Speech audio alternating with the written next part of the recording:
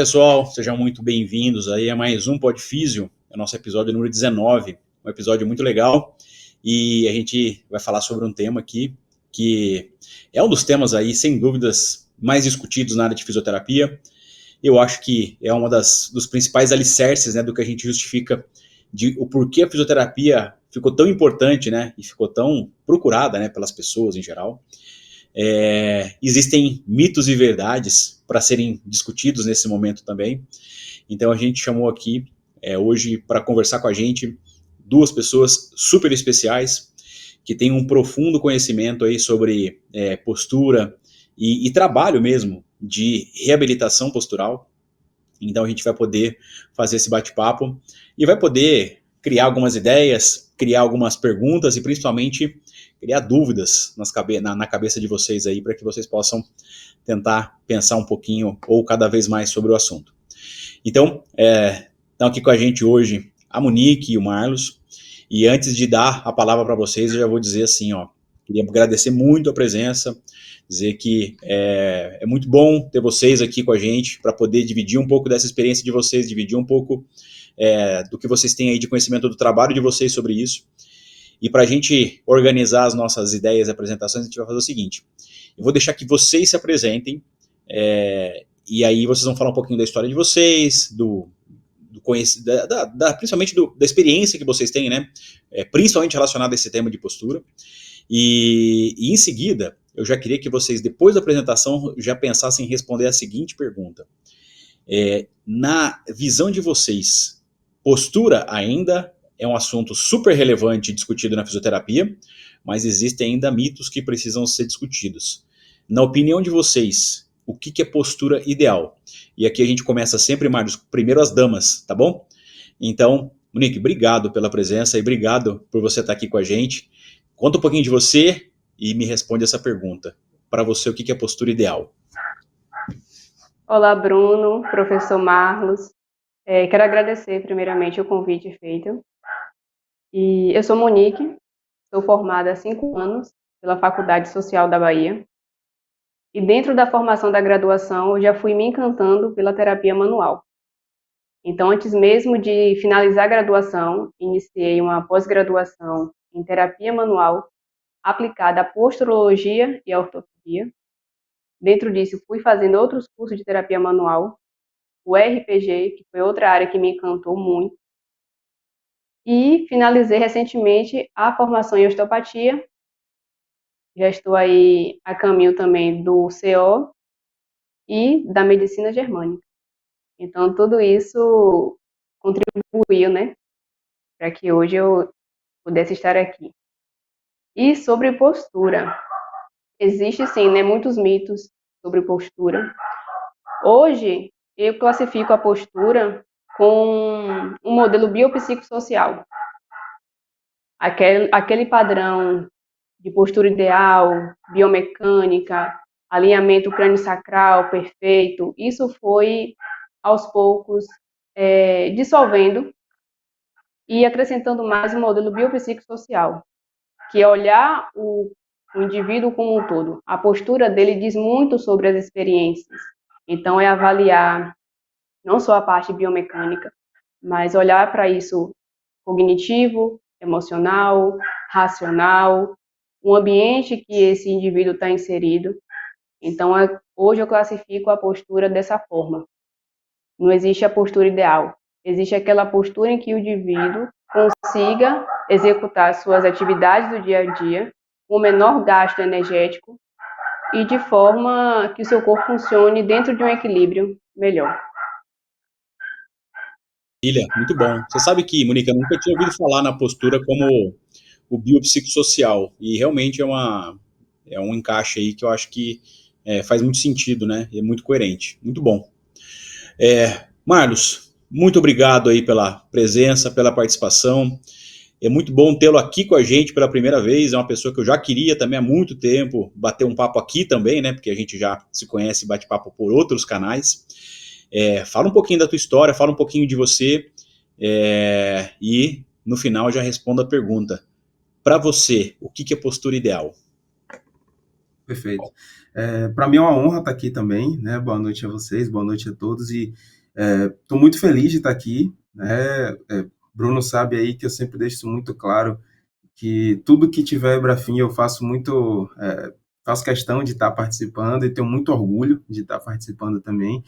E acompanho, inclusive, né, vários dos nossos grandes amigos aqui da escola sempre estão dando um show por aqui, e é muito bom estar compartilhando um pouquinho disso aí com vocês nessa noite, com todo mundo que está nos assistindo, né? Então, eu me formei pela Faculdade de Salvador, e assim como a Monique, durante a faculdade eu já tive alguns professores que eram osteopatas. Então, já foi uma área que me chamou muita atenção. E eu percebia claramente um modelo de abordagem um pouco mais completo, um pouco mais amplo, e aquilo me atraiu, né? De forma que eu comecei a estudar osteopatia já na faculdade. Então, eu já comecei a comprar alguns livros que alguns professores indicaram, já comecei a fazer alguns cursos com eles, e surgiu a oportunidade do primeiro concurso de bolsa da Abrafim, né? O primeiro concurso foi em 2018, né? E 17 para 18. E eu participei desse concurso, fui segundo colocado e ingressei na escola antes mesmo já no finalzinho da graduação ali, onde eu depois segui com o CO, recentemente o DO, e tive a honra de conhecer a escola e onde hoje a qual eu faço parte, né, no corpo docente, e sou muito feliz por ter entrado na osteopatia e por ter me apaixonado por isso, que de fato foi onde eu me encontrei, graças a Deus, muito cedo também, né? E as minhas experiências foram, né, desde o início com a fisioterapia esportiva, né, e pacientes com dor. Então, postura e osteopatia entram na minha vida a partir disso, né? Então, tanto com os atletas quanto com os pacientes de dor, eu uso osteopatia 100% do tempo, e acabou que nesse meio tempo eu fiz uma formação em posturologia, né, e confecção de palmilhas posturais também, na qual eu consegui agregar esse contexto da posturologia e das palmilhas com a osteopatia, né? Afinal de contas, uma das coisas que eu mais senti falta nesse mundo da posturologia foi da parte de avaliação, porque a gente acaba ficando um pouco preso só na palmilha, na confecção da palmilha, no tipo de pisada, mas o que eu senti falta foi nesse contexto de avaliar captores posturais, de entender o contexto, né, de postura mais amplo, como a Monique colocou aqui no modelo biopsicossocial, né, então entender os outros fatores que estão por trás da dor que o nosso paciente apresenta, da disfunção e tudo isso, né? E, como Bruno colocou aqui, né, tem uma postura correta, qual é a opinião sobre isso? Isso é um paradigma, é um mito, né, é polêmico em alguns lugares esses questionamentos, mas fato o que os estudos vêm trazendo para a gente é que não existe uma postura correta, né? A postura correta, a Monique colocou bem, é uma postura que nos gere menos gasto energético, e o que eu sempre falo para os alunos na aula, principalmente na aula de posturologia, né? Existe uma postura correta para o seu paciente, não um padrão. A gente talvez tenha errado ou tenha se baseado muito, durante muito tempo, num padrão, né, de um cara com a coluna perfeitamente, onde a gente já sabe que estudos vieram mostrando que pessoas que têm uma postura boa, muitas vezes algum tipo de dor, enquanto que pessoas que têm uma postura onde, teoricamente, muitas delas não apresentam dor basicamente nenhuma. Então, o padrão que a gente tem, né, de postura não é o padrão correto. Então, a postura ela necessita ser avaliada de cada indivíduo. Então, qual é a postura ideal para o meu paciente? O que é que o meu paciente ele tem de disfunções biomecânicas? O que é que ele tem de dor, de desconforto? Tem, não tem? Né? Dentro da função que ele faz, dentro da atividade que ele está inserido, tanto laboral quanto atividade física. Então, eu preciso entender esse contexto todo para pensar se aquela postura está sendo boa ou ruim para o meu paciente. Perfeito. É interessante demais isso, porque é engraçado, né? A gente ainda aprende, quando a gente vai estudar postura, a gente ainda aprende que a boa postura é aquela que é determinada pelo alinhamento e simetria. Né? É basicamente isso, assim, os dois pontos principais, né? Tanto que as nossas avaliações posturais, elas são muito baseadas nisso ainda, né? A gente olha para o paciente e define lá o alinhamento, né? O quanto que um lado está igual ao outro, e a simetria, né, na verdade, quanto que tá um lado está igual para o outro, e o alinhamento, né, que é um centro de gravidade específico, né, um eixo de força específico que passa pelo indivíduo. Sendo que se a gente tomar isso como uma base assim do que é a postura ideal, esse alinhamento perfeito, esse padrão perfeito, ele não existe, né? Então, na pessoa normal, esse alinhamento não é possível. E aí vocês usaram aí alguns termos para definir assim, e vocês dois falaram praticamente a mesma coisa, que a boa postura é definida por equilíbrio e eficiência. Acho que é alguma coisa que pode ser traduzida nesse sentido, né? Uma postura que traga equilíbrio para o indivíduo e eficiência de movimento. Beleza. Ô Monique, então me fala o seguinte, na tua opinião, a postura ainda é tida por muita parte das pessoas, até não é só das pessoas da população em geral, não, por muitos médicos, por muitos profissionais da saúde, como um dos grandes vilões aí das dores ortopédicas de forma geral. Qual a tua opinião sobre isso? A postura realmente é o principal vilão das lesões ortopédicas ou não? Bruno, olhando para esse olhar global de tudo o que pode influenciar na dor do paciente, eu digo que não, que a postura não é a grande vilã da causa da dor. É o mesmo que você culpar o travesseiro, a cama, por estar sentindo dor. E não é. A postura, ela diz muito sobre isso, né? Os hábitos do paciente, a qualidade do sono, se ele pratica exercício. Então, hoje em dia, você culpar a postura por ser a causadora da dor, eu digo que não. Tem que levar muito em consideração os hábitos do paciente e olhar de forma ampla para isso. Legal. E assim, né, interessante. Ô Marlos, quantos pacientes teus chegam no consultório dizendo assim, doutor, eu estou aqui e eu vim aqui tratar a minha postura, porque eu estou com muita dor na coluna e eu tenho certeza que a minha dor é provocada pela minha postura. Quase todos os dias, Bruno. Quase todos os dias. A maioria dos pacientes ou chegam com essa demanda, não, tenho quase certeza que minha dor é postural, porque eu sinto muito errado, porque eu trabalho muito tempo em pé, ou é isso, ou é o diagnóstico que está no exame de imagem. Né? São duas coisas que eu acho que a cada 2 ou 3 pacientes novos, aí 80% deles vão chegar com uma das duas demandas. E a gente querer colocar a postura como um culpado, como um vilão, é o mesmo erro que a gente pode cometer ao colocar o que está no exame de imagem como fator principal. Né? E eu mostro, inclusive, nas aulas, alguns artigos que falam sobre isso, sobre lesões de manguito rotador, por exemplo, né? Onde indivíduos que têm dor no ombro, muitas vezes faz ressonância nos dois, os dois têm as mesmas condições na imagem, de tendinopatias, de bursites, enfim, porém só um dói. Né? Alguns estudos que falam sobre o grau da severidade da lesão também, onde indivíduos que têm alto grau de ruptura de manguito rotador, muitas vezes não têm dor, enquanto que indivíduos que às vezes não têm lesão, têm bastante dor. Então, a postura é a mesma coisa. Quantos pacientes a gente não recebe com uma hipercifose acentuada, uma hiperlordose acentuada, um valgo de joelho, um varo, uma perna mais curta, e tudo isso nem sempre está ali baseando e sendo a causa daquela dor que o paciente apresenta. Até porque tem pacientes nossos que, uma hipercifose, por exemplo, estrutural, uma hiperlordose estrutural, isso não vai se corrigir, né? Ou pelo menos não na totalidade. Parte daquilo vai permanecer com o paciente. Porém, a dor vai zerar, a dor vai melhorar. Então, se fosse a postura, a dor não melhoraria em hipótese nenhuma, a não ser que seja uma correção completa, né? Maravilha, beleza, estou de acordo aí, eu penso da mesma forma que vocês aí nesse sentido. Mas assim, a gente também não pode dizer que a postura não seja importante, né? Que o alinhamento postural, né, não sei se alinhamento é a melhor palavra, mas que um equilíbrio postural, a gente também não pode menosprezar e dizer assim, ó, isso não faz parte de um possível padrão aí de sobrecarga para o indivíduo. Então, quer dizer, se a gente pode dizer que a postura nem sempre é o fator decisivo para a lesão, muitas vezes ela é participativa, né? Muitas vezes ela de alguma forma participa para aquele processo como fator de sobrecarga, como fator que gera algumas compensações importantes para o indivíduo. Então, isso não quer dizer que a postura não deva ser olhada com muito cuidado também e não deva ser levado muito a sério. Maravilha. Ô, Monique, pensando nisso, assim, vamos lá. Eu sei que você cuida muito de pacientes aí com problemas posturais, com alteração postural. Me diga hoje qual que é o teu principal padrão assim de trabalho como fisioterapeuta, né? Que tipo de trabalho que é o carro-chefe teu como fisioterapeuta, para você poder ajudar essas pessoas a buscar melhores condições desse equilíbrio e eficiência aí. Bom, um bom exemplo disso, da questão da postura ser o vilão da dor, só para...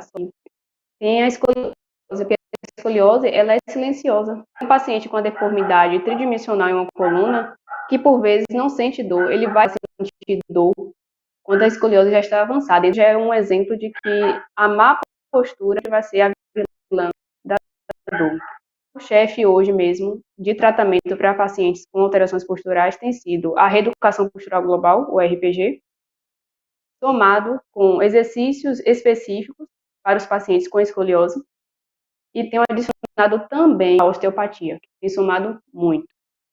Eu falo isso porque quando eu vou avaliar um paciente com escoliose, eu percebo que ele tem alterações nos ossos do crânio. A osteopatia ela vai me trazer ferramentas para que eu consiga corrigir essas disfunções. O RPG ele vai me trazer ferramentas para que eu consiga equilibrar essas cadeias musculares. E os exercícios de autocorreção para trabalhar a consciência corporal desse paciente e para que de forma mais efetiva o resultado ele apareça rápido, né? Mas claro que com a colaboração do paciente, às vezes não é um trabalho fácil, tem que ter disciplina e por vezes os pacientes não têm. Tratando de criança, adolescente, você tem um desafio, porque tem a participação da família também. Então, hoje em dia, eu tenho atendido bastante crianças e adolescentes com escoliose e tem sido essa minha abordagem de tratamento. Legal. E é interessante, né, porque a gente mudou bastante o padrão de cuidado com postura. Antigamente a gente via as pessoas cuidarem muito de postura pensando num tipo de abordagem talvez aí muito mais estática, né, por exemplo, usando as posturas de RPG, coisas assim. E aí você está falando de um tipo de trabalho que é muito mais completo e complexo, né, que envolve o equilíbrio dentro de um padrão estático, a dinâmica, a função, e aí faz muito mais sentido quando a gente pensa em eficiência, equilíbrio, a gente somar todas essas formas de cuidar. Legal. Ô Marlos, eu sei que além disso, você também usa outros tipos de avaliação mais específicas, que você falou agora há pouco ainda, os tal dos captores posturais. Eu queria que você falasse um pouquinho mais assim sobre isso. É uma coisa que eu tenho convicção que a população em geral, médicos, conhecem muito pouco sobre isso, mas só que mais do que isso, muitos fisioterapeutas também conhecem muito pouco sobre isso. Então, assim, o que são esses captores posturais? Pelo menos aí falar dos principais, pé, olhos, ATM, cicatriz, né? Como que isso aí como que isso aí é um fator colaborador para uma má postura ou para uma boa postura? Perfeito, você já pontuou bem, né? Os olhos, ATM, os pés e cicatrizes, né? São capturas posturais, então eles podem gerar adaptações e modificar o nosso padrão postural, né? Então, muito do que a gente tem da nossa postura são adaptações, né? Muitas vezes o nosso paciente, principalmente com dor, né? Que eu acho que é o que mais nos procura, eles têm alterações posturais e adaptações que normalmente estarão vindo de um desses captores, ou pelo menos um deles será o que está influenciando mais naquele processo, né? Eu gosto de falar bastante da ATM também, né? Porque é um dos captores que eu mais percebo alteração junto com os pés, né? Pensando em escolioses, pensando em pacientes que têm dor lombar por alguma adaptação postural também, que eu atendo demais isso daí. Então, é bem comum a gente encontrar pacientes que têm disfunções temporomandibulares, né? Que têm alterações, principalmente de padrão de mordida mesmo, né?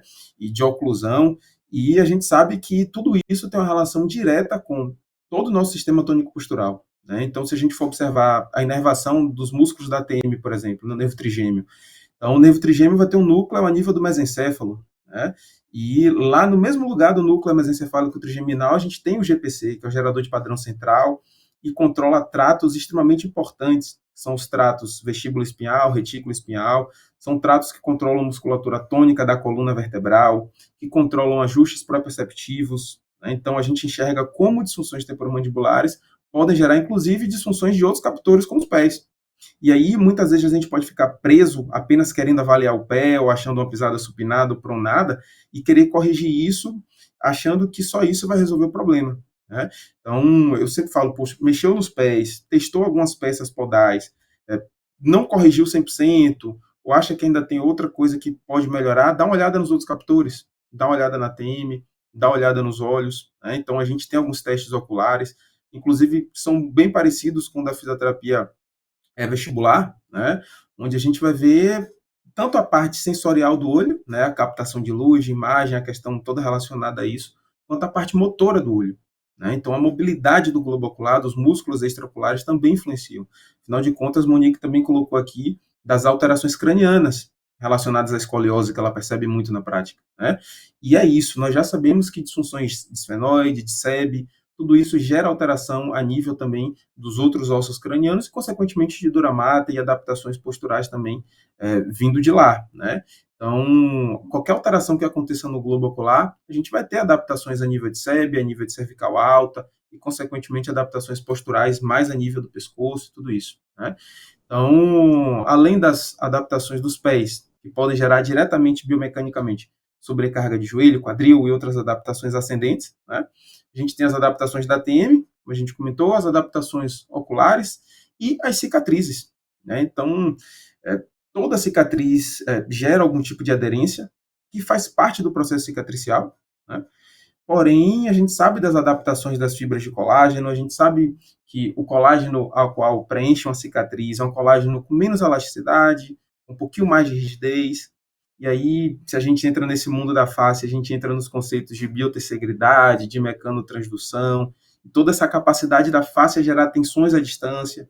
E aí a gente começa a ter uma sobrecarga do ponto A ao ponto B, e esse ponto B começa a se adaptar, que a gente chama muito de posição antálgica, que a gente chama de algumas adaptações que o nosso corpo vai fazendo para não ter dor, né, de forma inclusive assintomática.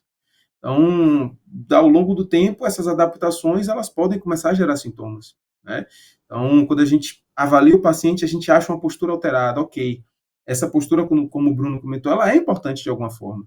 Lembra que a gente falou que a postura ela é importante para o meu paciente? Então, poxa, a adaptação que ele fez não está sendo tão boa. Mas isso está vindo da onde? Está vindo dos pés, isso está vindo da cicatriz que ele tem, isso está vindo da articulação temporomandibular, está vindo dos olhos, ou alguns desses em conjunto, combinados, por que não? Então, a gente entender que todos esses captores fazem parte do nosso padrão postural é extremamente importante mesmo. Show de bola, Marcos. E é muito legal o que você está falando, né? Porque assim, a gente tem dados aí muito claros hoje em dia das correlações diretas que existe, por exemplo, de postura oclusal com alinhamento corporal. Então a gente define lá pelas classes oclusais, a gente já define inclusive posição de mandíbula, posição de cabeça, que interfere basicamente nas curvas, né, vertebrais que a gente tem. Isso não é a gente que está falando, isso aí é um tipo de conhecimento muito divulgado já, né, dentro do ponto científico e na própria odontologia. É legal porque a gente vê também que, por exemplo, mordida cruzada, estrabismo, também passa a ter alguma correlação mais interessante com escolioses, por exemplo, né? Então, essas correlações, elas vão dizendo assim, ó, vale a pena a gente começar a pensar dentro de uma visão um pouco mais global mesmo, né? Só que, ao mesmo tempo, quando a gente começa a detectar isso, parece que cria uma falsa impressão, às vezes, em algumas pessoas, de que fala assim, ó, então você tem mordida cruzada, a sua escoliose é por causa disso. Como se a mordida cruzada, ela única e isoladamente pudesse, né, desencadear ou ter sempre um desfecho, digamos assim, o pior desfecho, que seria aí a questão da escoliose, o pior desfecho em nível postural. E talvez o grande problema ainda desse tipo de pensamento aí, a coisa mais legal disso é a gente pensar numa visão global, mas o grande problema é quando a gente começa a fazer algumas correlações diretas sobre isso, a gente depois voltar para uma visão mais minimalista ali sobre o problema, né? Uma visão mais focada. Mas aqui, acho que nós três aqui pensamos que a postura, pelo menos pela conversa até agora, nós três aqui imaginamos que a postura realmente tem deve ter uma visão mais global dentro de um pensamento.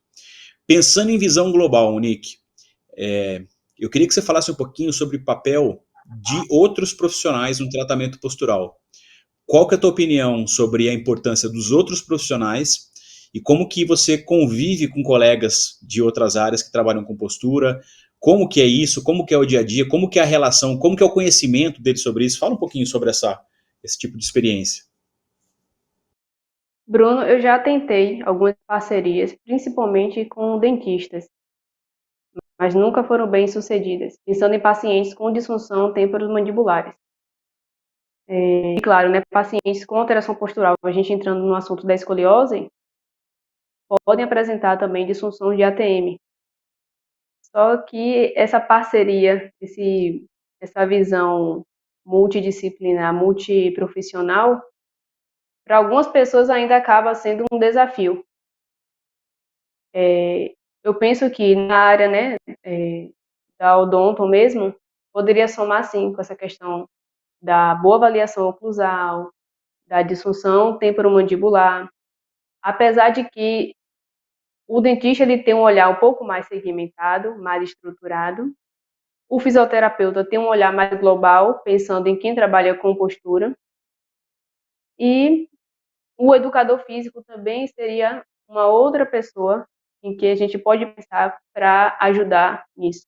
Até porque pacientes com escoliose, quando recebe alta, ele tem que manter uma vida ativa para que aquela curva não volte.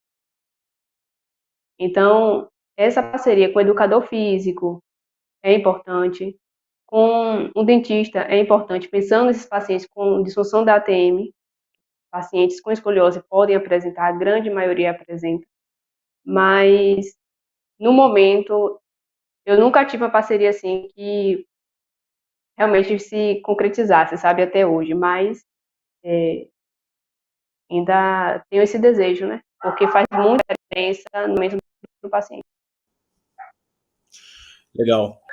Ô Marlos, tua relação, por exemplo, com médicos que encaminham pacientes, dentro dessa visão do global para o específico, é muito comum, você falou em exame de imagem, né? É muito comum um médico mandar um paciente porque ele viu no exame de imagem que existe uma escoliose, ele viu que existe uma hiperlordose, ou ele viu que existe uma cifose. De novo, a gente minimizar algo global para uma curva, né? E muitas vezes a gente percebe também que o resultado que o paciente, na verdade, nem o paciente está buscando, muitas vezes o resultado que a pessoa que encaminhou está querendo, ela está muito centralizada naquela curva, né? Na modificação daquela curva, e não no bem-estar, no equilíbrio, na função, né? Como é que é isso para você no dia a dia, assim, em relação, por exemplo, a médicos que encaminham pacientes, enfim, ou pacientes que vêm na fisioterapia depois de ter passado por algum médico? Sim. Isso que o Monique falou é pertinente. Muitas vezes eu fiz uma parceria bem boa com o Haroldo, né? A Haroldo, a gente apresentou o congresso esse tema também de postura, né? Especialista em coluna. Sempre chega o paciente dele, o que dá a gente conversar, né? E é bom médico que você consegue conversar, que te encaminha o paciente para você avaliar e você seguir com suas condutas, né? Eu acho que a principal vantagem de uma parceria com um profissional é justamente essa liberdade, né? E eu gosto bastante de ter essa parceria, tanto com médicos quanto com ortodontistas, né? Acho que é válido demais. As parcerias que eu tenho, no geral, não vieram de uma comunicação entre eu e o profissional, vieram por entre os, né? Então, eventualmente, eu atendi uma paciente que tinha uma queixa principal como pré-vido, por exemplo, né? E fez exames, foi a vários otorrinos, etc. Tudo perfeito nos exames, nenhuma alteração, né? Fizemos poucos atendimentos, ela, graças a Deus, está super bem, e ela falou com a dentista dela, ó, seus pacientes você vai indicar para ele, porque eu tinha um sintoma que em 3 semanas passei por vários profissionais, nada melhorou. Então, a partir daí, essa dentista vai me indicar mais. E com o médico a mesma coisa. Então, os pacientes que fazem essa comunicação entre nós profissionais, né, fisioterapeutas e os médicos. E eu nunca tive muito problema, né, porque eu gosto de conversar muito com o paciente sobre a condição dele, né. Então, por mais que ele venha, o médico me disse que a minha dor lombar é porque eu tenho essa dose muito grande e ele me encaminhou aqui para você fazer uma palmilha, para você pensar, né, em algum tratamento postural para mim. Assim como eu falo aos alunos, eu falo aos pacientes. A palmilha não é um recurso que eu utilizo normalmente de primeira, né? A minha principal ferramenta de trabalho é a osteopatia, né? Então, eu vou buscar osteopatia e terapias ativas, né, exercícios, e caso a gente não consiga tratamento dessa dor a partir disso, se tiver alguma coisa que me chame muita atenção ali no captor podal, a gente pode entrar com a palmilha. E, na maioria das vezes, a gente não precisa lançar mão do recurso da palmilha, a verdade é essa. E o paciente consegue entender isso, né? Poxa, realmente, eu não precisava da palmilha, olha como eu melhorei. E o médico também consegue perceber isso, porque o paciente melhora. Então, as relações sempre foram muito boas. Mas tem muito médico que já indica assim, para fazer a palmilha para melhorar o valgo, faz a palmilha para melhorar a dor lombar. Então, é uma desconstrução disso também, né? E alguns pacientes realmente a gente precisa lançar a mão desse recurso. Como eu tenho um paciente que jogador de futebol, hoje está jogando na Armênia, já passou pelo Vitória aqui, e ele apresentava uma pubalgia recorrente, uma pubalgia que não tratava, passou por vários profissionais, e quando ele chegou até mim, a primeira coisa, uma das coisas que eu pergunto é o que você já fez para tratar isso daí, né? O que foi que você já tentou de terapias em geral? E ele já tinha feito quase tudo, se não tudo que se tem assim de mais comum, né? E na avaliação postural, uma coisa que me chamou muita atenção foi uma perna extremamente curta, uma dismetria gigante, né? E não dava nem para corrigir tudo, com a palmilha, obviamente, porque era muito grande. Eu optei por corrigir um pouquinho daquilo dali, né? Inclusive, por conta da chuteira, não cabe uma adaptação muito grande, né? Então, corrigi um pouquinho daquilo dali, diminuí um pouquinho dessa assimetria, tornei aquilo dali um pouquinho mais confortável. E até isso já tem uns 2 anos, eu mando mensagem para ele, irmão, tô zero dor, o Borgia não voltou mais. Então, como você falou, era algo extremamente simples, né? E uma simples avaliação postural resolveria o problema lá atrás, né? Então, às vezes a gente precisa olhar o conjunto mais amplo e às vezes a gente precisa só olhar o específico, né? O Eric lá no DO falou muito disso, inclusive, né? Às vezes a gente precisa só olhar o específico e às vezes a gente precisa pensar um pouquinho mais amplo. Maravilha, perfeito, é isso aí. Ô Monique, e o contrário? E quando o nosso tratamento ele não é, ele não atinge os objetivos aí, por exemplo, aquelas escolioses em adolescentes que progridem muito rápido e que a gente não consegue estabilizar isso e continua aumentando curva. Monique, qual que é a tua opinião sobre colete, indicação de colete para paciente com escoliose? Olha, Bruno, acrescentando aí o que Marlos falou da parceria com ortopedistas, eu já tive casos de o paciente chegar, né, para a minha consulta e perder 7 anos, 8 anos de tratamento, porque o ortopedista apenas passou colete e natação. Tem muito profissional ainda acreditando que a natação é um tratamento para escoliose. E não é. A natação, ela vai fazer com que o paciente ele saia do sedentarismo, isso vai somar num tratamento. Eu acompanhei mesmo o caso de uma menina, hoje ela tem 18 anos, a escoliose dela é severa, mais de 60 graus, e até hoje ela não conseguiu fazer cirurgia. Eu tentei ajudar, procurei até uma reportagem para poder ver alguma ajuda. E aí, relatando sobre o caso dela, ela foi acompanhada em um hospital aqui de Salvador. Durante 7, 8 anos, ela usou esse colete, apenas o colete. O médico não encaminhou para fisioterapia. Ou seja, ela perdeu 8 anos da vida dela, sendo que essa escoliose hoje não deveria estar do tamanho que está. Ela tem 17 anos, mas você olha para ela, ela é do tamanho de uma criança de 9 anos. De tão grande que é a escoliose dela. E fora outros casos que eu acompanhei e que vieram com esse mesmo relato. Então, assim, essa falta de comunicação entre o médico e o fisioterapeuta acaba prejudicando muito o paciente. Ele perde muito tempo de tratamento. E sobre o uso do colete, ele é a partir dos 25 graus. Dos 10 graus até os 24 graus, o paciente ele pode responder bem apenas com tratamento conservador, com os exercícios específicos, com o próprio RPG. A partir dos 25 graus, 40, 50, o colete ele vai entrar. E aí é que vem a dificuldade do paciente ter a disciplina em usar o colete. Recentemente eu estava acompanhando uma paciente, fez o colete todo bonitinho, só que ela não queria usar. Adolescente, 12 anos, não queria ir para a escola com colete por vergonha. Então isso acabou prejudicando o andamento do tratamento. Eu estava fazendo minha parte, mas e o uso do colete para somar? Não estava acontecendo. Então, assim, o colete ele é muito bem-vindo, sim. Hoje em dia existe o colete 3D, ele é o mais avançado. Ele é feito a toda medida, né, confeccionado tudo bonitinho, mas nem todo paciente tem o valor que possa, né, pagar por isso, pelo colete. Isso acaba também prejudicando. Existe outro modelo de colete que chega a ser um pouco mais acessível para algumas pessoas, Mas, infelizmente, muitas crianças, muitos adolescentes acabam sendo prejudicados por isso, né? Porque não tem essa acessibilidade, esse acesso ao colete, infelizmente. Mas o colete é, sim, muito bem-vindo. Ele vai ajudar, junto com o tratamento conservador, a não deixar que essa curva progrida, não tem uma progressão dessa curva. O primeiro passo dentro do tratamento da escoliose é estabilizar esse crescimento, segurar essa escoliose e depois pensar na redução dos graus de cobre. E depois pensar em outro tipo de tratamento ou uma musculação para aquele paciente que pode ser bem-vindo, mas nesse primeiro momento é estabilizar a curva e depois pensar nessa redução. Então, assim, é um tratamento de médio a longo prazo. Então, exige muita disciplina. Se você reduz 1 grau de escoliose ou se você apenas estabiliza, já é um grande avanço.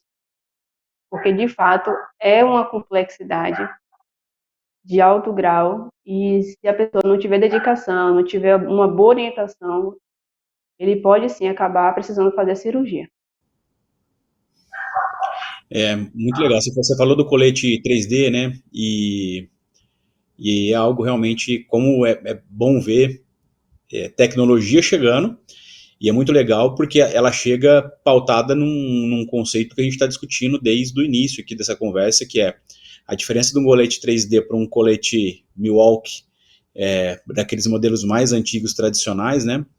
Exatamente a individualidade, né? Como que ele não é um colete padrão, né? Não é algo padrão que é colocado lá à prova. Por isso também que o custo é tão alto, porque você não consegue produzir um modelo em larga escala, você precisa construir ele individualizado, com base aí nas medidas da pessoa, né, com base na... Só que é muito bom, ele funciona muito bem, porque ele vai trabalhar diretamente em cima dos apoios, ajustes e compensações. É tão interessante isso que a gente vê assim, um paciente com uma escoliose importante. O fato dela pegar um bom colete 3D feito sob medida e usar, automaticamente você faz uma radiografia antes e depois, você já tem uma diminuição de curva assim, super interessante no fato da pessoa colocar o colete, né? Lógico, escoliose que não está estruturada ainda. Então, de repente, a questão principal aqui é como que a gente deve fazer para que os profissionais de saúde possam entender um pouco mais, né, das possibilidades uns dos outros.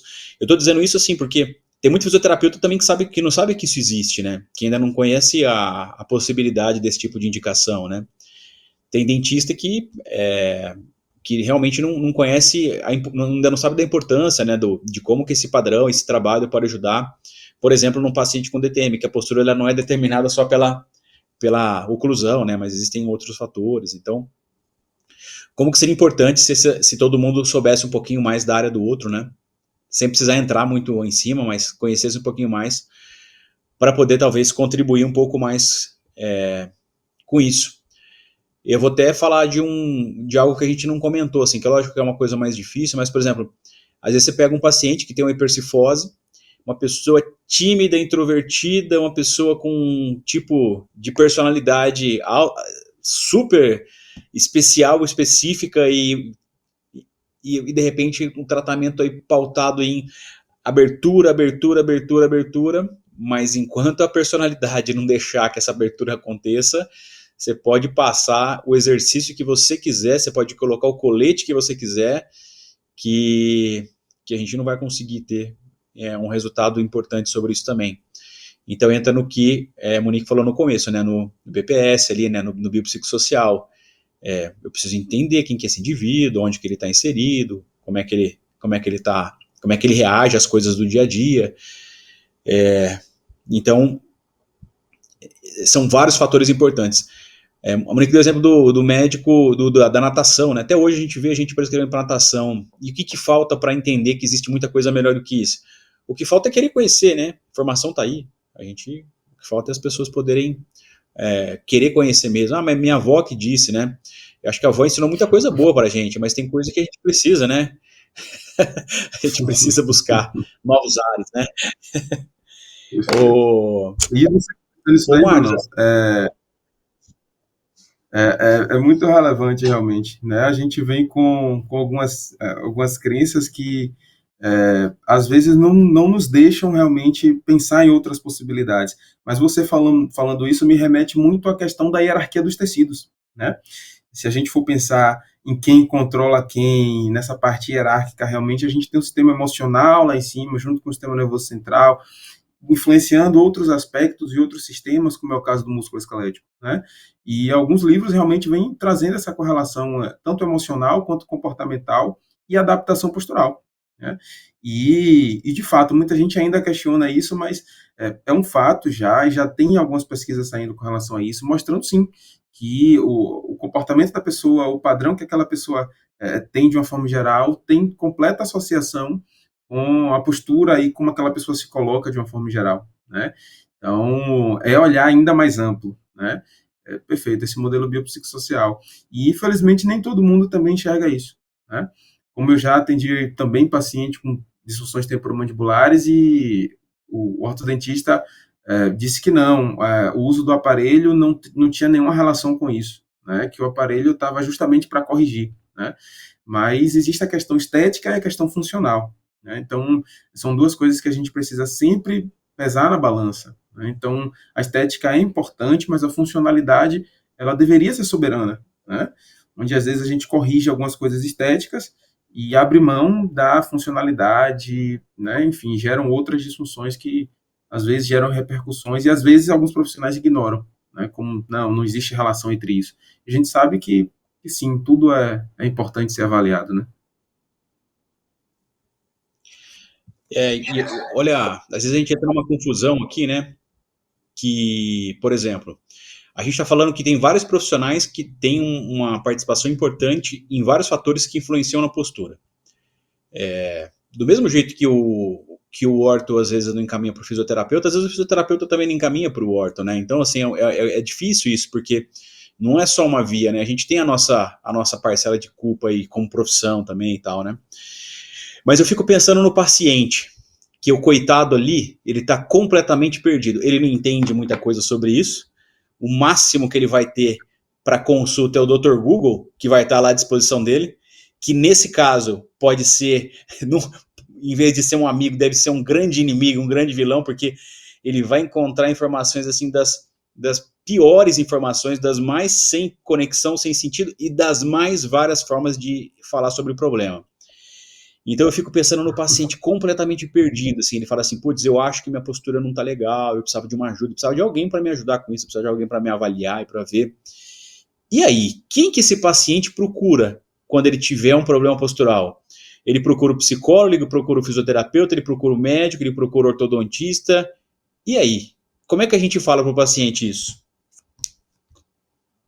Eu gosto de caminhar sempre, né, quando necessário, dentro das nuances de cada paciente, mas, de fato, isso que você falou é totalmente pertinente, a gente precisa encaminhar mais, a gente precisa também direcionar bem o paciente, e, da minha ótica, talvez sendo influenciado por ser fisioterapeuta, né, eu acho que o fisioterapeuta é o profissional que consegue avaliar melhor esse conjunto e fazer os encaminhamentos, né, de acordo com a necessidade de cada paciente.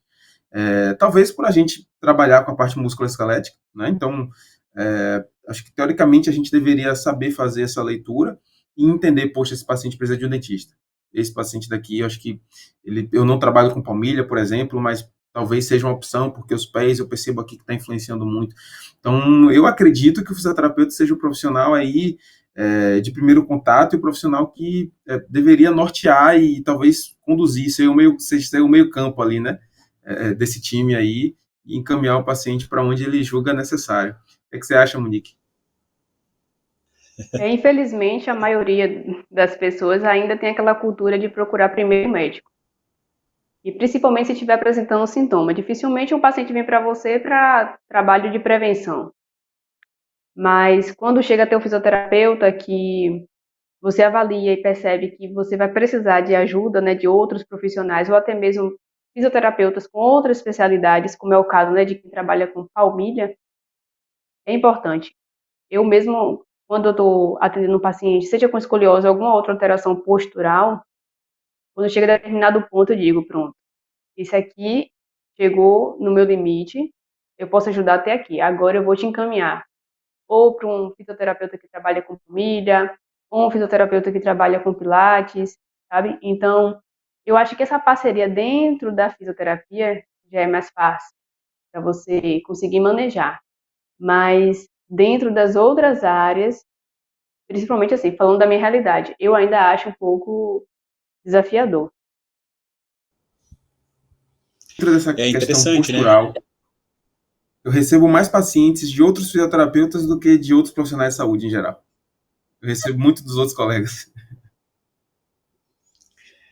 É interessante isso, né? Porque a gente está falando aí eu vou dar o meu ponto de vista para vocês.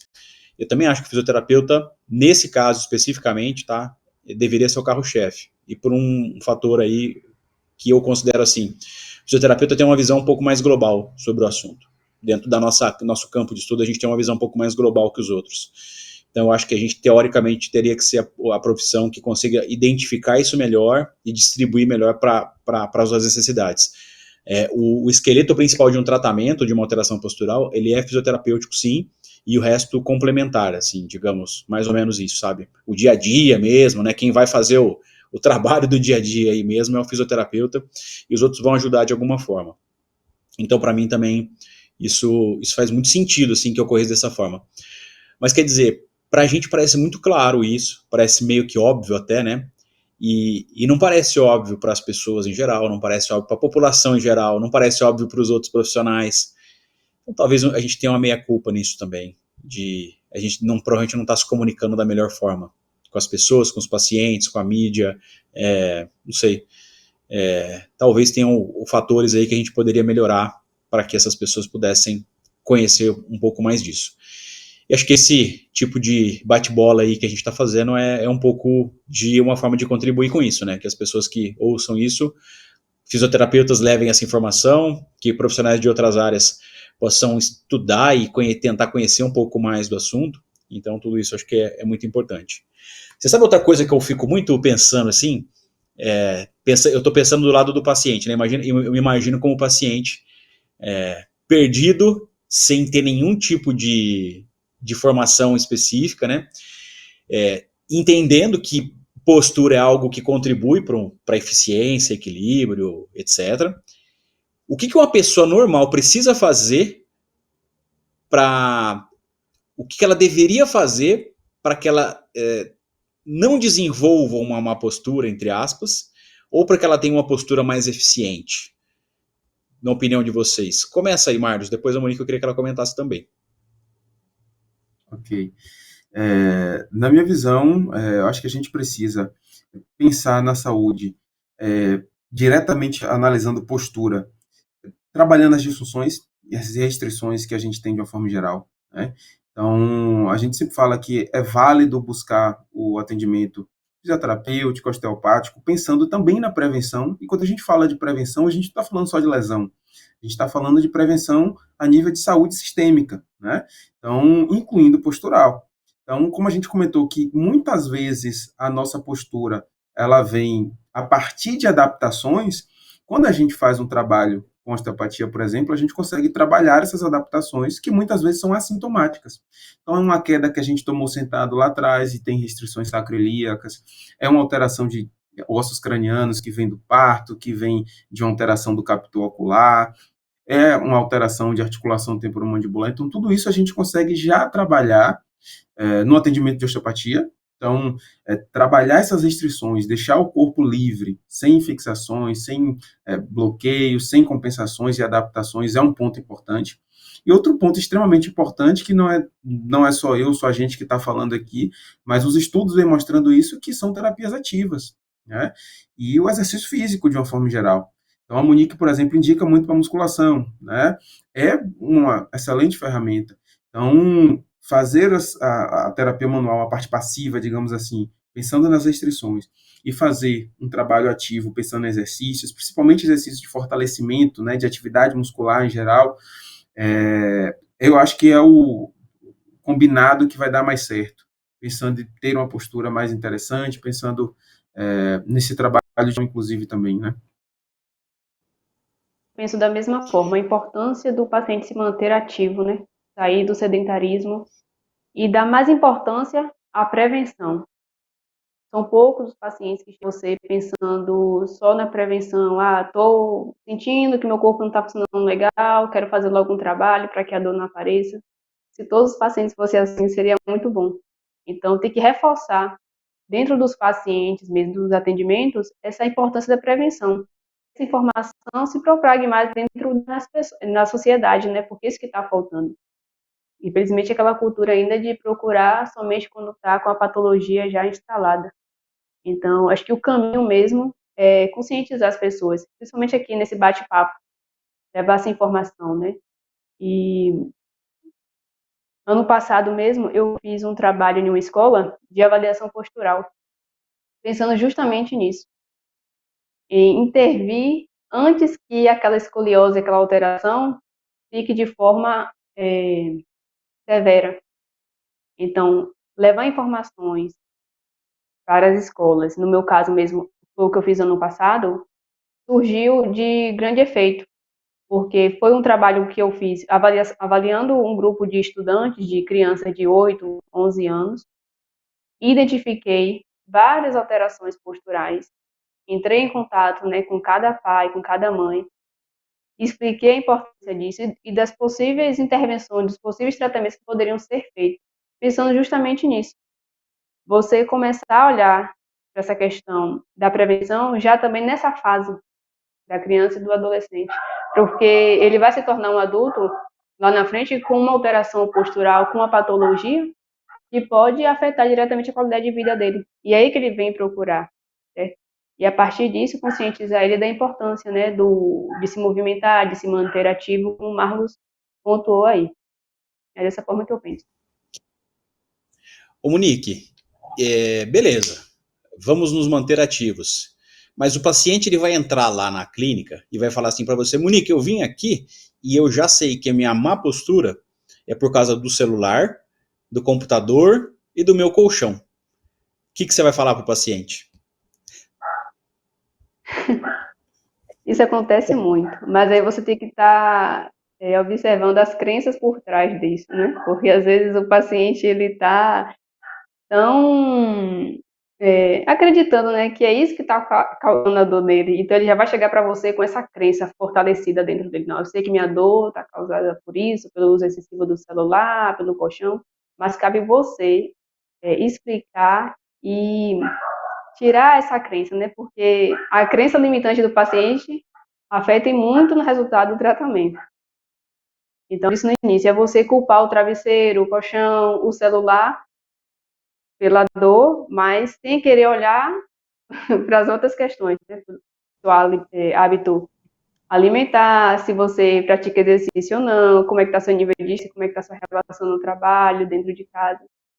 Então, é começar a levar esse olhar para ele também, dizer, opa, não é por aí. Tem outros fatores que estão afetando aí e que o celular, ele só vai ser apenas um ingrediente a mais, não o principal culpado. Uma parte do nosso trabalho é participar da educação, né? Quando a gente fala, né, existe o profissional de saúde não é só uma pessoa que é técnica naquilo, né? Ela precisa realmente fazer essa informação chegar com qualidade. E a gente hoje, por mais que tudo que a gente lê e estuda sobre saúde, né, quanto que a crença influencia em vários dos processos aí.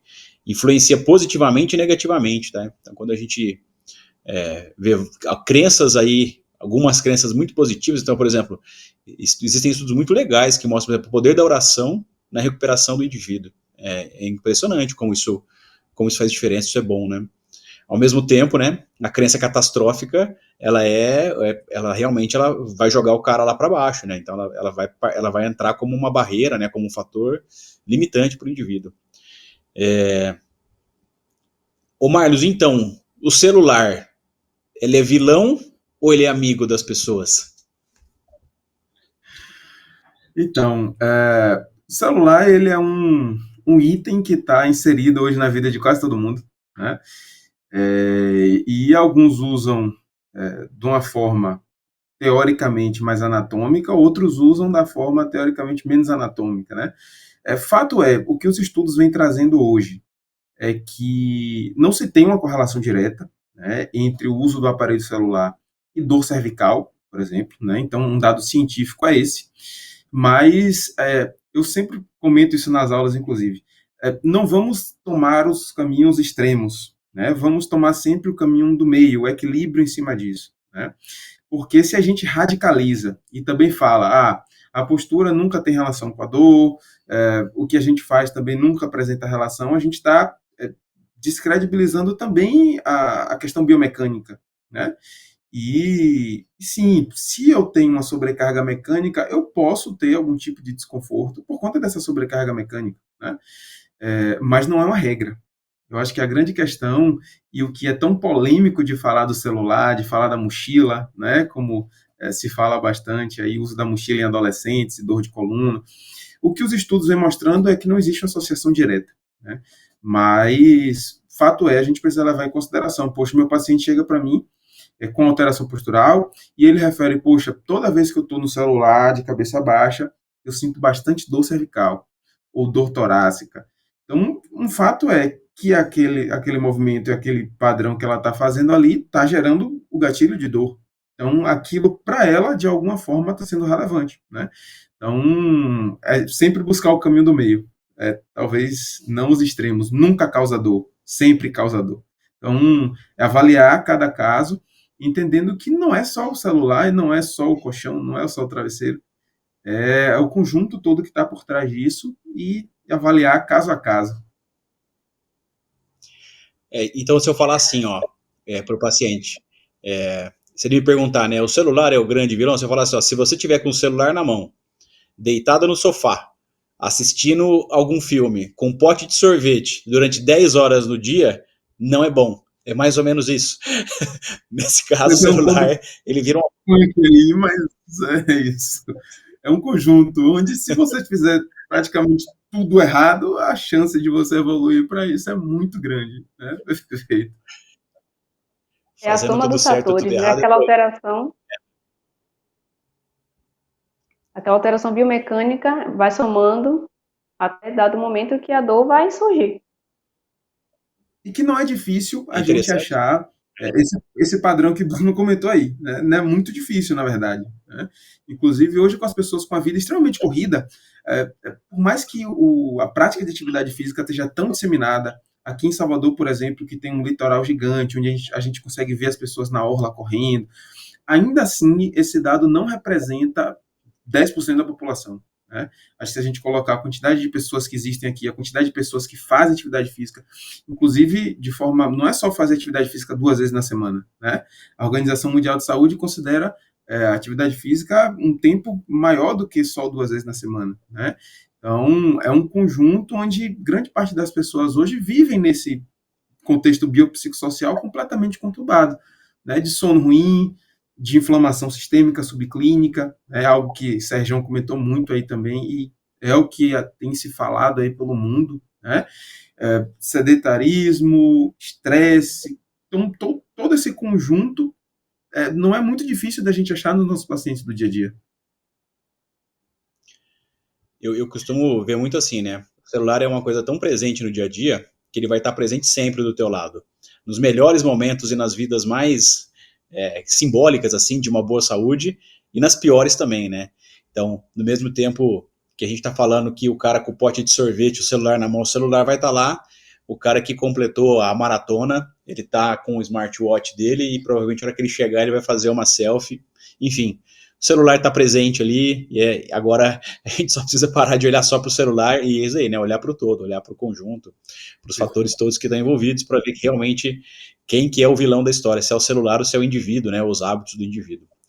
E a gente já está entrando nos nossos minutos finais, mas ainda tem uma questão que eu acho que é muito importante a gente comentar. Eu tenho certeza que a gente está falando de coisas aqui que podem até parecer, digamos, mais comuns para muitas pessoas, mas eu tenho convicção absoluta que isso que a gente está falando aqui é novidade para muita gente. Eu não estou falando só pacientes, não, estou falando fisioterapeutas.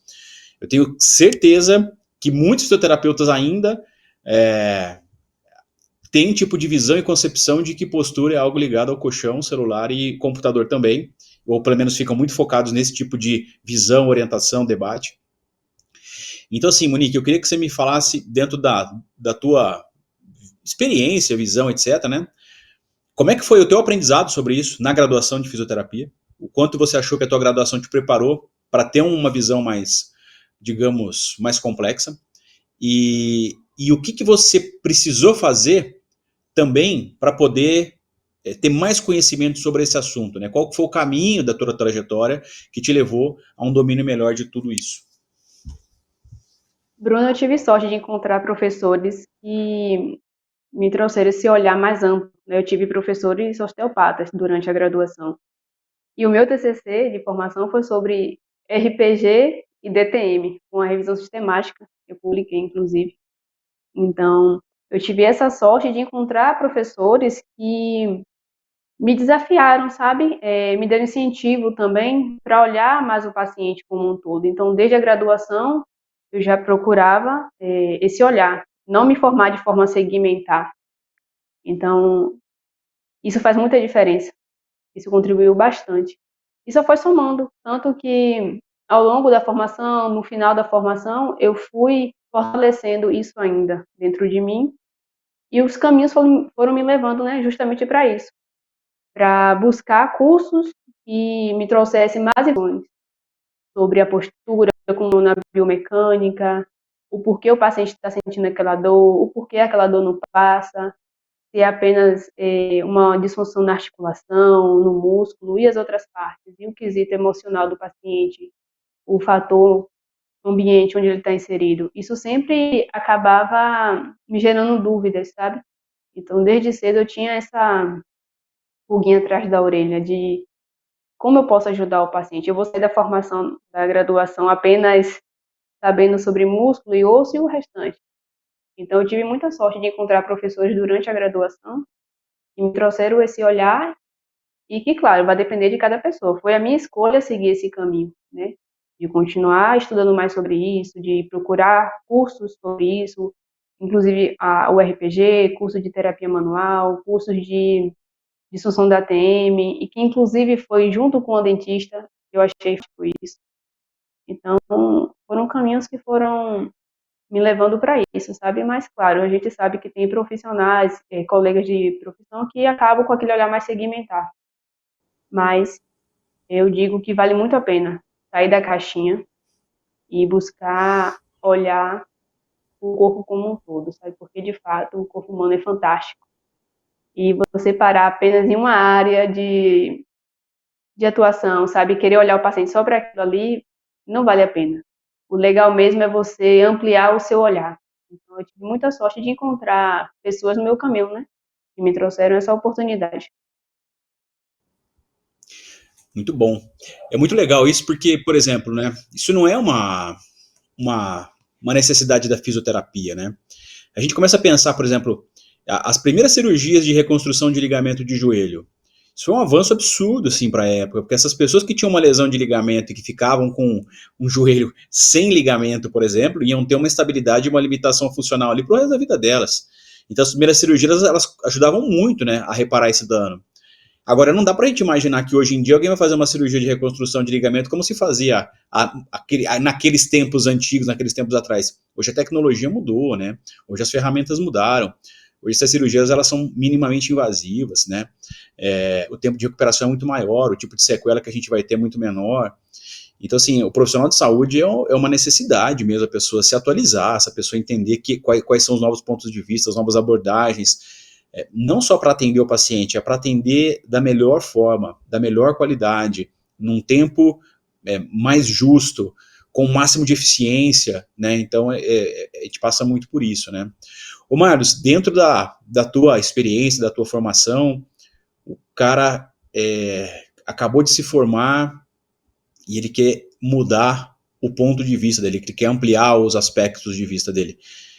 Qual que é o caminho que você sugere aí para esse fisioterapeuta aí recém-formado? Perfeito.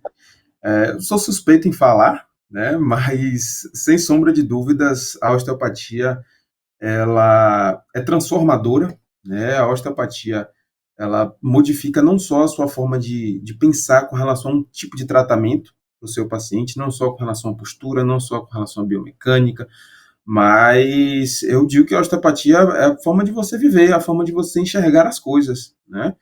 E eu não tenho dúvidas de que a osteopatia, eu acho que a especialização é a formação a qual o aluno que pensa em olhar o conjunto, em entender sobre postura, em entender sobre os caminhos do paciente de uma forma geral. A osteopatia é o norte principal. E a partir dali, eu acho que dá para você ir migrando para determinadas variáveis dentro desse mundo da osteopatia. Como nós temos vários colegas que foram para a pediatria, né, que trabalham com a parte mais desportiva, com dor, outras pessoas como o Monique aí que mudaram mais para a parte de escoliose, que é o público-alvo, né?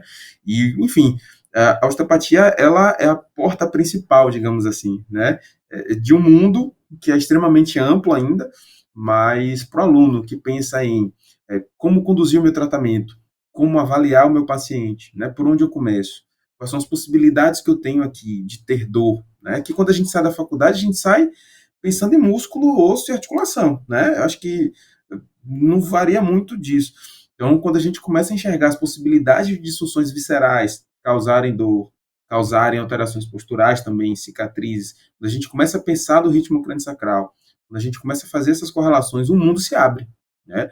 Porque a gente sai única e exclusivamente da parte biomecânica de onde a gente veio ali ensinado. Então, a osteopatia, na minha opinião, é o carro-chefe e é a porta de entrada para o aluno que, com certeza, vai mudar a forma de pensar. Dentro de 1, 2, 3 módulos, esse aluno já vai estar, com certeza, pensando diferente, enxergando as coisas diferente e, com certeza, conduzindo o atendimento, o tratamento dos seus pacientes também diferente. Então, para mim também foi assim, né? Então, inclusive, o mundo da postura, que é o que a gente está falando hoje, tudo começou a partir da osteopatia. Na graduação eu não ouvi falar muito disso, ouvi muito pouco disso. Então, a partir da osteopatia que a gente começa a ouvir mais dos conceitos básicos, biomecânicos, as adaptações. Então, aquilo vai começando a surgir para você. E a partir disso, novos cursos, novas formações dentro dessa parte postural vão vindo, né? Você vai sentindo a necessidade de complementar isso. E eu acho que o caminho principal é esse daí. O pessoal te ouve falar assim, parece que a osteopatia é esse asfalto lisinho, que não tem um buraquinho, que não tem uma trepidação, que é fácil, né, Monique? Ah, não, Então, é tranquilo, vai lá, né, tranquilo, não, eu você vai, conto, você vai você fazer conta, aula, né? você não precisa Tem que mas ir é com a isso, mente né, aberta. nenhum caminho, normalmente os caminhos mais difíceis são os caminhos que te levam, pelo menos que te deixam mais forte, conseguem te levar mais longe, né? Então, realmente, você vai ter obstáculos, vai ter muita coisa para aprender, mas dentro desse conceito de visão global, sistêmica, para quem realmente quer ter uma visão realmente mais ampla das coisas, como elas acontecem, sem dúvida que a osteopatia ela vai trazer ferramentas aí, conhecimento importante para que a pessoa possa abrir a mente para esse tipo de conhecimento. Legal. Pessoal, eu queria agradecer muito vocês dois aí pela disponibilidade de tempo, de doar um pouco do conhecimento, da experiência de vocês aí para todo mundo que acompanha esse nosso trabalho. Eu queria que vocês deixassem uma mensagem final, falando um pouquinho sobre as pessoas, assim, né? Qualquer tipo de orientação final para pacientes, para fisioterapeutas, o que quer que seja, né? Sobre esse tema principal que a gente está discutindo, que é a postura. Esse Brasil é muito grande e não é em todo lugar que tem uma Miles ou uma Monique para cuidar da gente e que para dar a informação, para trazer a informação como ela deveria chegar. Então, se vocês também puderem compartilhar aí o seu Instagram para que as pessoas possam localizar, tirar dúvida, entrar em contato, eu acho que tudo isso seria super importante também. Então, Monique, obrigado aí pela tua presença, pela tua participação e eu queria ouvir suas considerações finais e o contato. Eu agradeço a oportunidade de estar aqui falando sobre um assunto que eu gosto bastante. E a mensagem que eu tenho para dizer, né, para os profissionais da área de fisioterapia, quanto os pacientes, é buscar o caminho da prevenção. Não deixar que o seu corpo chegue ao limite, o fisioterapeuta ele passar a olhar o paciente como um todo, sabe, buscar esse olhar mais amplo, investigar melhor os sintomas. Essa galera que está chegando agora no mercado de trabalho mesmo, procurar fazer mais cursos, né, que gostem dessa área de postura, procurar um curso de RPG, seja um curso específico para escoliose, seja a osteopatia, que ajuda e muito, um divisor de águas para mim também, nos meus atendimentos. Então, é começar a sair da caixinha, é a mensagem que eu tenho para dizer, sair da caixinha e ampliar o olhar para a saúde. No Instagram eu estou com @MoniqueMelo, quem quiser pode me seguir e tirar dúvidas, fazer críticas, estou aberta aí. No mais é isso. Muito obrigado. Obrigada. Muito obrigado, Monique. Marlos, suas considerações finais, seu contato para as pessoas poderem falar com você. Obrigado aí mais uma vez pela tua participação. Então, agradeço também. Acho que o espaço aqui é fenomenal para a gente discutir temas dos mais diversos, né? E hoje, com certeza, a gente conseguiu pincelar um pouquinho essa parte postural. E fico muito feliz em estar aqui com você, com o Nick.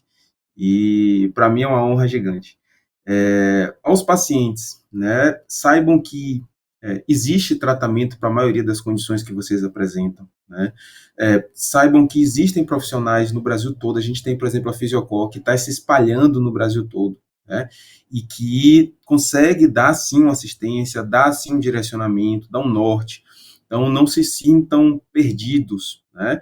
Então, existem profissionais que estão prontos para atender vocês, para avaliar, e se não puder ajudar, indicar, né? Então, busquem esses profissionais, busquem essa rede. Tem aqui na Brafim, no site da Brafim, acho que tem os profissionais, tem os professores, que tem também em várias capitais do Brasil todo.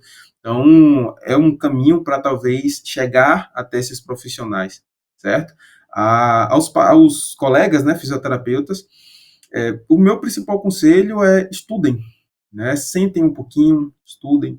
Acho que a dificuldade desse século nosso tem sido a quantidade de informação, né? O próprio celular que a gente comentou aqui, o polêmico celular, é muita informação que a gente tem, ao mesmo tempo a gente não consegue absorver todas essas informações, e eu percebo que quanto mais informação a gente tem, parece que menos a gente consegue filtrar disso daí, né? E armazenar essas informações. Então, percam tempo estudando, busquem boas formações, né? É uma rede legal também de amigos, como a gente consegue fazer aqui na Brafim. Graças a Deus eu sou feliz por isso também, para onde eu olho tem alguém do lado, né? E isso é fantástico. E com relação à rede social, @MarlosAlexFisio, né? Quem quiser pode seguir lá, tirar dúvidas também. Estou completamente à disposição para ajudá-los da melhor forma possível. Maravilha. Galera, para todo mundo aí que está ouvindo a gente, queria agradecer mais uma vez vocês estarem conosco aí em mais um episódio. Se esse conteúdo fez algum sentido para vocês, se vocês gostaram, curtam, comentem, compartilhem, indiquem aí para as pessoas que elas assistam também. Mandem aqui nos comentários sugestões para novos convidados, críticas, enfim, tudo que vocês puderem falar conosco sobre esse formato de comunicação aqui é muito bacana. Então, valeu, Monique, valeu, Marlos, valeu a todo mundo que está com a gente, valeu, Lucas, aqui que está nos bastidores, dando todo o suporte que a gente precisa. Até a próxima, até mais. Valeu.